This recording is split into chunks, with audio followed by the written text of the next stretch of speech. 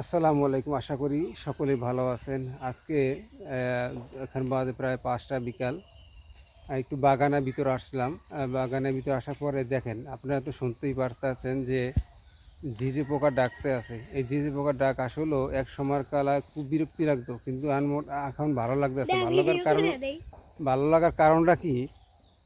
যেহেতু গ্রামে থাকি না, শহরে থাকি, তো তা শহরে থাকলে তো আপনার ঢাকা শহরে থাকলে এই ঝিঁঝে পোকা আমরা পাই না, ডাক শুনতে পাই না বা দেখিও না। তাই গ্রাম অঞ্চল আসলে শুধু আমরা এই ভিডিও দেখতে ডাক শুনতে পাই এবং ঝিঁঝে পোকা দেখতে পাই। আজকে আপনাদের সাথে ঝিঁঝে পোকা ধরার চেষ্টা করব।